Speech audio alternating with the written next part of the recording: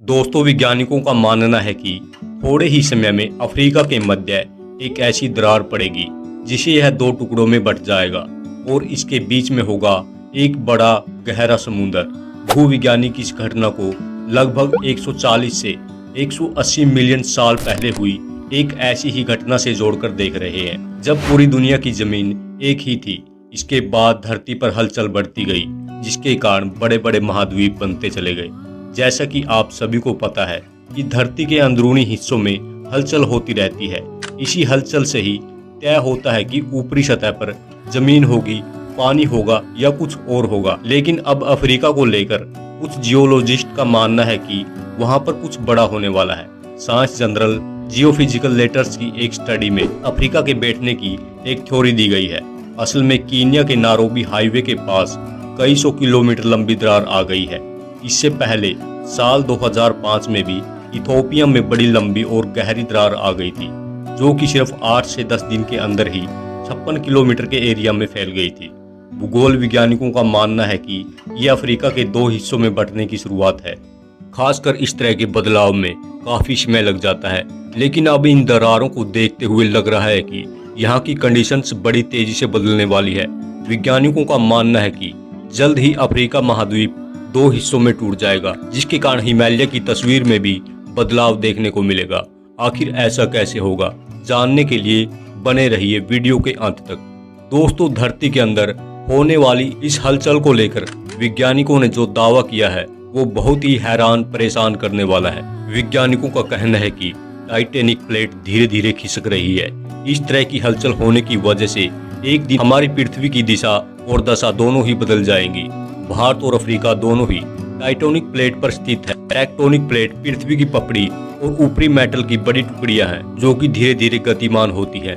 आज के समय में अफ्रीका और भारत दोनों ही एक दूसरे की ओर बढ़ रहे हैं, लेकिन अभी इन दोनों की गति बेहद धीमी है, लगभग 50 सेंटीमीटर प्रति 50,000 वर्ष। अगर इस गति के हिसाब से हम अंदाजा लगाए तो अफ्रीका को भारत से टकराने में लगभग 200 मिलियन वर्ष का समय लगेगा।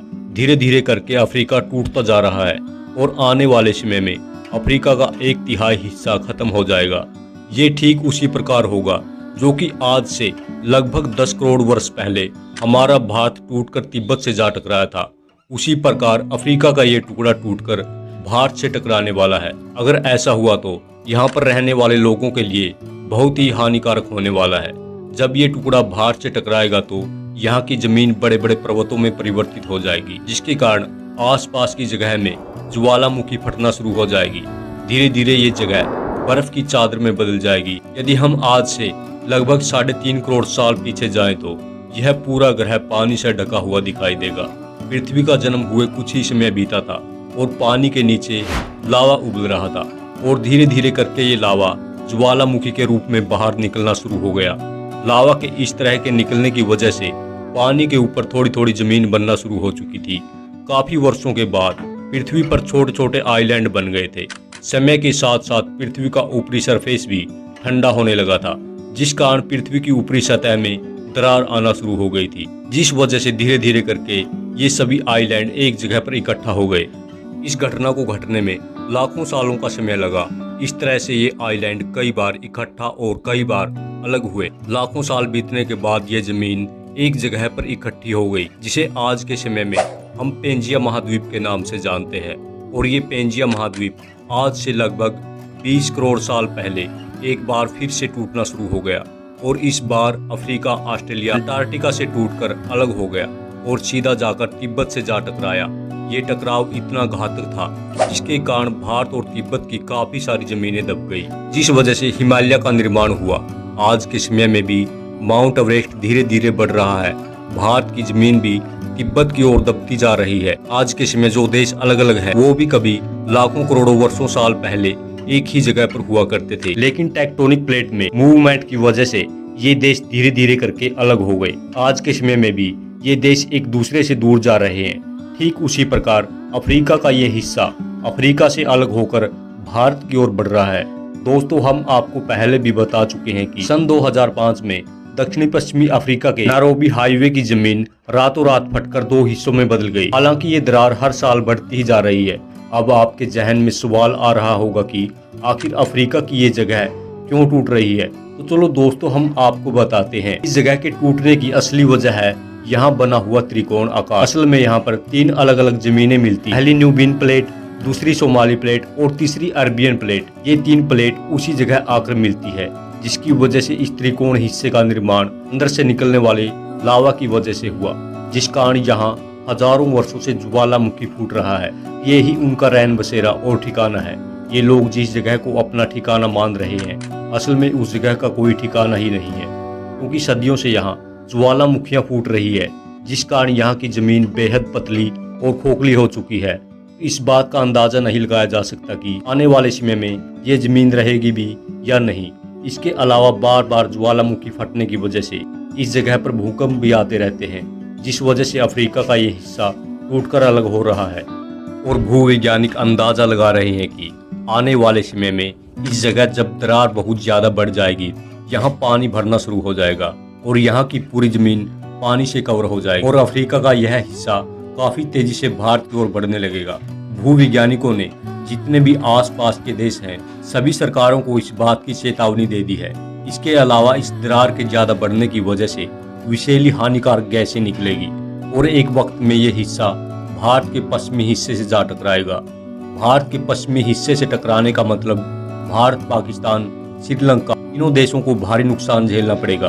वैज्ञानिकों का मानना है कि जिस गति से भारत का हिस्सा तिब्बत से टकराया था, अगर उसी गति से अफ्रीका का ये हिस्सा भारत से टकराता है तो भारत, पाकिस्तान और श्रीलंका में भयानक तबाही हो सकती है। भारत के कई बड़े शहर और राज्य तबाह हो सकते हैं। इसकी सबसे ज्यादा मार मुंबई को झेलनी पड़ सकती है। समुद्र के किनारे धीरे धीरे करके भरना शुरू हो जाएंगे। भूकंप आने के साथ साथ ज्वालामुखी भी फटने शुरू हो जाएंगे।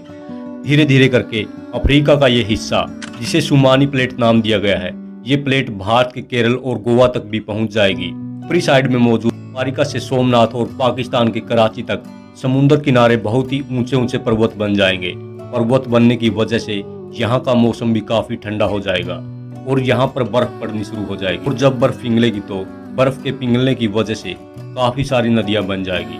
नदियों के आसपास के सभी हिस्से जंगलों में बदल जाएंगे। इस टकराव की वजह से साउथ इंडिया के टेढ़े होने की संभावना भी बढ़ जाएगी और इस टकराव का असर नेपाल, भूटान पर भी पड़ेगा। नेपाल और भूटान का अधिकांश हिस्सा हिमालय की गोद में समा जाएगा। इसके अलावा इस टेक्टोनिक प्लेट की वजह से भारत के अलावा काफी देशों की स्थिति बदल चुकी होगी। कहने का मतलब ये है कि हमारी धरती का पूरा नक्शा ही बदल जाएगा। धीरे धीरे पृथ्वी की सारी जमीन एक जगह इकट्ठी हो जाएगी। जमीन एक जगह इकट्ठा होने की वजह से सभी देशों के वातावरण में एकदम से चेंज हो जाएगा। आज के टाइम जहां हमारा एशिया मौजूद है, वह उत्तर की ओर बढ़ना शुरू कर देगा, जिसकी वजह से हमारे एशिया में जितने भी जंगल मौजूद हैं, वह सब रेगिस्तान में बदल जाएंगे। बिल्कुल इसके उल्ट, जहां रेगिस्तान है वो जंगलों में बदल जाएंगे। जैसा कि हमने बताया है कि इस घटना को होने में लाखों वर्षों का समय लग जाएगा। क्या उस समय के वैज्ञानिक इस मुसीबत का समाधान निकाल पाएंगे? दोस्तों कमेंट करके जरूर बताना। आज के लिए इतना ही दोस्तों, नमस्कार, धन्यवाद।